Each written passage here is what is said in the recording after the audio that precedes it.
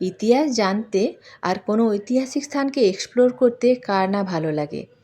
আবার ঐতিহাসিক স্থানটা যদি বয়স হয় আনুমানিক প্রায় ৯০০ বছর এবং যেখানে দেবী মহামায়া ষোড়শী রূপে এখনও বিরাজ করছেন এবং যেখানে একটা ৮০০ বছরের পুরনো দিঘি আছে যেটা সেন আমলে খনন করা হয়েছিল এবং যেখানে মাটির নিচে এখনও চাপা পড়ে আছে মৌর্য, গুপ্ত ও পাল ও সেন যুগের ইতিহাস, ওই রকম একটা স্থানকে এক্সপ্লোর করতে তো সবারই ভালো লাগবে।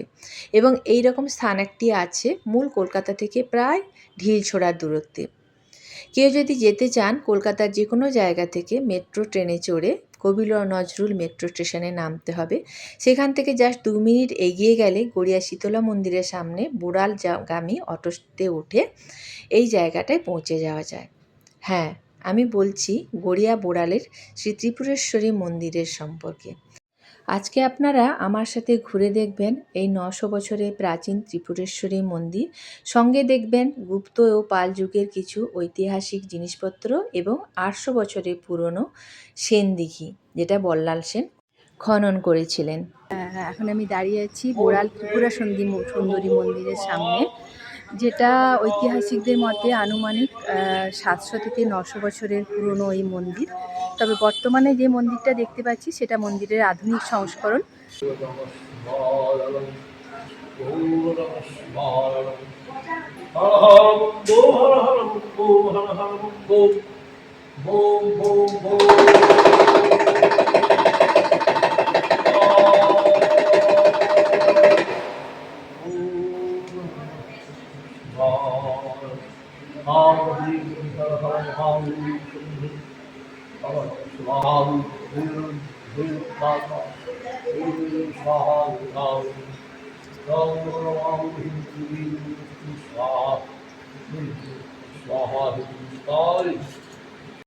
এবার আপনারা সবাই চলুন আমার সাথে সাথে এই মন্দিরের যে আধুনিক রূপটা ঘুরে দেখবেন, মন্দির চত্বরের আধুনিক রূপটা ঘুরে দেখবেন। সেই সঙ্গে একটু একটু করে আমরা সবাই জেনে নেব এই মন্দিরের আদি ভৌগোলিক অবস্থান, বর্তমান ভৌগোলিক অবস্থান এবং মন্দিরের ইতিহাস। তো প্রথমেই আমি নিয়ে এলাম সবাইকে এই কুয়ার কাছে। সবাই এখন যারা মন্দিরে সেবায়েত আছেন ওনারা বলছেন যে এই কুয়াটা খুবই প্রাচীন, প্রাচীনকাল থেকেই এই কুয়ার জল ব্যবহার করা হতো। আর মন্দিরের সাইড দিয়ে পূর্ব দিক দিয়ে আদিগঙ্গা বয়ে যেত এবং আদিগঙ্গার পশ্চিম পারে ছিল এই মন্দির এবং এই মন্দির প্রায় ত্রয়োদশ শতকে সেন আমলে কোনো একজন রাজা বা সামন্তপ্রভু স্থাপন করেছিলেন। তো সেই ইতিহাস আমি পরে বলছি। তো তখন এই আদিগঙ্গা দিয়ে যারা যে সমস্ত রাজা বা বণিকরা তাম্রলিপ্ত বন্দরে যেতেন, তারা যাওয়ার সময় এই মন্দিরে শক্তিপীঠে পুজো দিতেন এবং এখানে রাত্রি যাপন করতেন। তখন তারা এই পদ্মকে জলগ্রহণ করতেন, তারা জল পান করতেন। তো এবারে দেখুন এটা যেটা দেখতে পাচ্ছি এই জায়গাটা, এটা হচ্ছে মন্দিরের গোশালা, বর্তমানে আধুনিক মন্দিরের গোশালা এবং এর ভেতরে গরু আছে, গোমাতারা আছেন, তাদেরকে কাঁচ কিংবা কিছু একটা দিয়ে আড়াল করে রাখা আছে। এরপরে আমি যাই, এখানে মাটির নিচ থেকে পাল, গুপ্ত, মৌর্য কিংবা সেন আমলের যেসব ঐতিহাসিক জিনিসপত্র উদ্ধার হয়েছে তার কিছু কিছু জিনিস এখানে আছে এবং কিছু কিছু জিনিস আশুতোষ সংগ্রহশালায় নিয়ে যাওয়া হয়েছে। তো বিভিন্ন সময়ে মাটির নিচ থেকে যেসব ঐতিহাসিক জিনিসপত্র এখানে উদ্ধার হয়েছে সেই জিনিসগুলো এখানে যে অফিস রুম, বর্তমানে যেটা অফিস রুম, সেখানে একটা জায়গাতে সংরক্ষণ করে রাখা আছে। বিভিন্ন রকমের মাটির পাত্র, বিভিন্ন রকমের মূর্তি এবং বিভিন্ন রকমের ইঁট, টেরাকোটার ইঁট, বিভিন্ন রকমের ইঁট এবং কিছু কিছু জন্তু জানোয়ারের হাড় কিংবা তাদের মুখ, বিভিন্ন রকমের ফলক, বিভিন্ন রকমের এই টেরাকোটার মূর্তি টাইপের, মানে ফলকের উপরে কিছু মূর্তি খোদাই করা আছে। কিছু বাসনপত্র, যেটা বলা হয় মৌর্য যুগের, বা কিছু বাসনপত্র বা সেন আমলের কিছু মূর্তি, এইসব কিছু নানা রকমের জিনিস এখানে সাজানো আছে, সংরক্ষণ করা আছে কিছু জিনিস। তাছাড়াও মাটির নিচ থেকে এখানে দুটো বিষ্ণু মূর্তি উদ্ধার হয়েছিল, যেটার এখনও একটা রাখা আছে। মন্দিরে ঢোকার সময় যে শিব মন্দির আছে, শিবকালী মন্দির, সেখানে একটা রাখা আছে। বিষ্ণুর শয়ন, অনন্তশয্যার শয়ন মূর্তিটা এখন রাখা আছে। আর কিছু সংগ্রহশালায় নিয়ে যাওয়া হয়েছে, এবং কিছু জিনিস, কিছু ঐতিহাসিক জিনিস এখানেও সাধারণ মানুষের দর্শনের জন্য এখানেও সংরক্ষণ করে রাখা আছে। তো এই মিউজিয়াম সহজেই সবাই দেখতে পারে, ফটো ভিডিও তুলতে পারে, কারোর কোনো রেস্ট্রিকশান নেই। তাই মন্দিরে এলে অবশ্যই কিন্তু যারা মন্দিরে অনেক সেবায়েত আছেন, তো অবশ্যই সবাইকে কাউকে না কাউকে জিজ্ঞেস করলে ওনারা দেখিয়ে দেবেন যে কোথায় আছে এই মিউজিয়ামটা। অবশ্যই কিন্তু এই মিউজিয়ামটা দেখবেন। মাটির থেকে যে 700, 800, 900 বছরের পুরনো সব জিনিসপত্র উদ্ধার হয়ে এখানে সংরক্ষণ করে রাখা হয়েছে সেটি। এরপরে আমি চলে এলাম মন্দিরে ঢোকার মুখে ডান দিকে যে শিবকালী মন্দির আছে, এবং সঙ্গে এই যে কালো বড় মূর্তিটা, পাথরের মূর্তি আছে, বোঝাই যাচ্ছে যে বিষ্ণুর শয়নসজ্জার যে মূর্তি, এটা কিন্তু মাটির নিচ থেকে উদ্ধার হয়েছে, এবং এটাও আনুমানিক প্রায় 700-800 বছর বা 900 বছরের পুরনো। তো এটা প্রথমে সংগ্রহশালায় রাখা ছিল, তারপর প্রায় 35-40 বছর আগে যখন এই মন্দিরটা স্থাপন করা হয়, তখন বিষ্ণু মূর্তিটা এখানে এনে রাখা হয়েছে।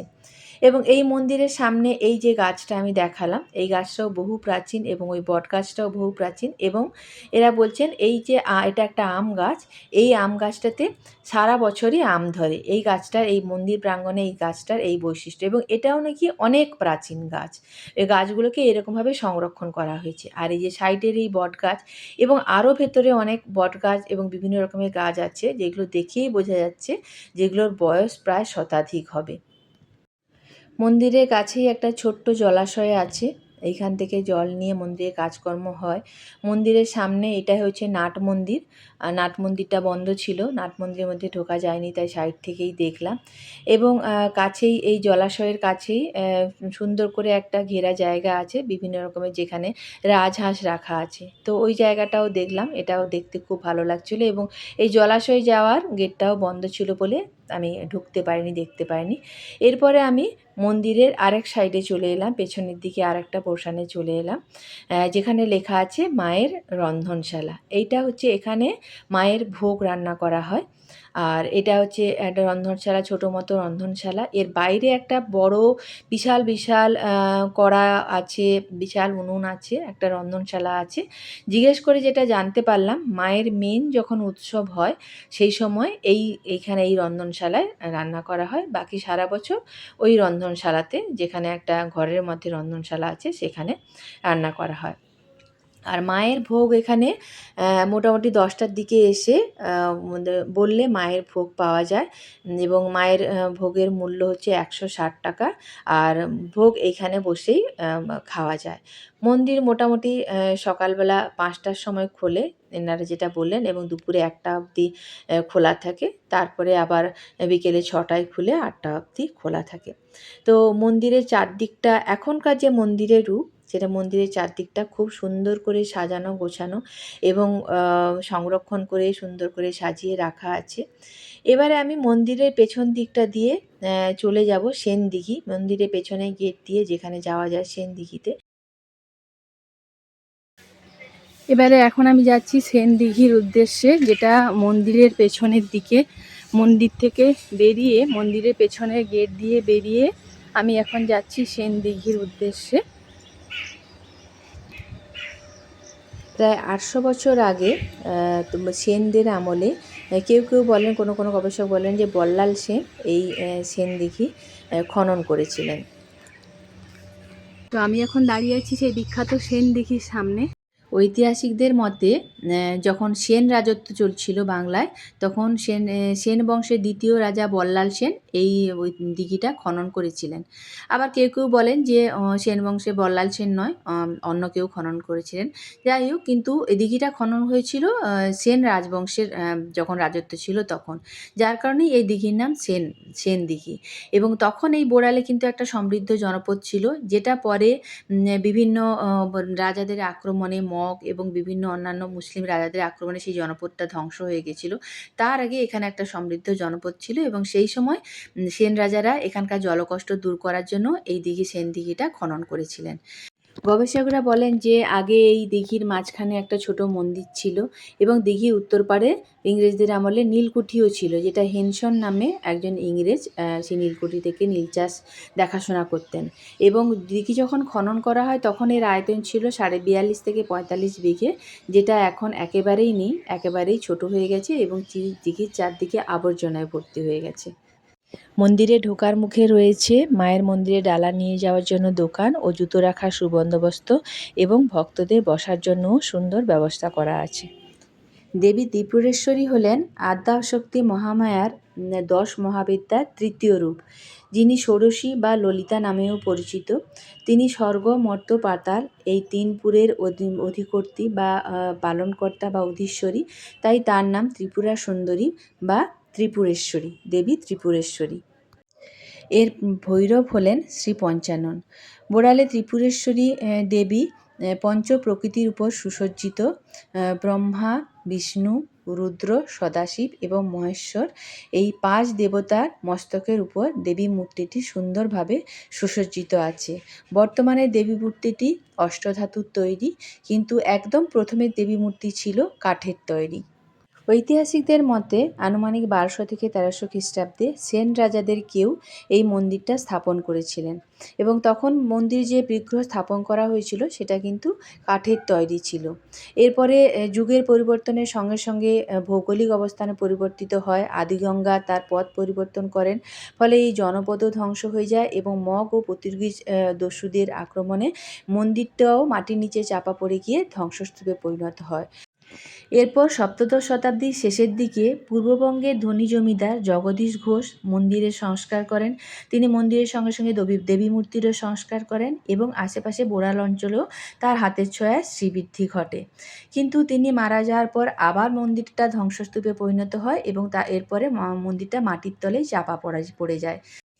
এরপর জগদীশ ঘোষের নবম পুরুষ শ্রী শ্রী হীরালাল ঘোষ তিনি আবার মন্দির মাটিতলা থেকে মন্দির খনন করেন এবং একটা সেবায়েত মণ্ডলী গঠন করে মন্দিরটা আবার পুনঃপ্রতিষ্ঠিত করেন। কিন্তু তখন মাটির তলা থেকে একটি বিকলাঙ্গ কাঠের মূর্তি উদ্ধার হয়, যেটা গঙ্গায় বিসর্জন করে প্রথমে মাটির মূর্তিতে পুজো শুরু হয়, যেটা কুমোরটুলি থেকে গড়ানো হয়েছিল এবং তারপরে পরবর্তীকালে অষ্টধাতুর মূর্তি মন্দিরে স্থাপন করা হয়। 1935 সালে এই অষ্টধাতুর মূর্তি স্থাপন করা হয় এবং বর্তমান সময় পর্যন্ত দেবী ত্রিপুরেশ্বরী তার ভক্তদের কাছ থেকে সগৌরবে এইভাবেই পুজো নিয়ে আসছেন এবং সগৌরবে এখানে অধিষ্ঠাত্রী হয়ে তার ভক্তদের কল্যাণ করছেন। সরস্বতী পূজার 2 দিন আগে থেকে শুরু করে সরস্বতী পূজা পর্যন্ত মোট 3 দিন ত্রিপুরেশ্বরী দেবীর মন্দিরে উৎসব হয় এবং এটাই এদের বাৎসরিক উৎসব। তো আজকে এইটুকুই। তো আমার সাথে সবার ত্রিপুরেশ্বরী মন্দিরের ইতিহাস জেনে এবং বল্লাল সেনের দিঘির ইতিহাস জেনে কেমন লাগলো এবং মায়ের দর্শন করে কেমন লাগলো অবশ্যই জানাবেন। আবার দেখা হচ্ছে নতুন কোনো জায়গায় নতুন কোনো ভিডিওতে। ততদিন মায়ের কৃপায় সবাই ভালো থাকবেন। আর আমার উপস্থাপনা ভালো লাগলে অবশ্যই সাবস্ক্রাইব করে আমাকে গ্রো করতে সাহায্য করবেন এবং লাইক অ্যান্ড শেয়ার করে সবার দেখার সুযোগ করে দেবেন।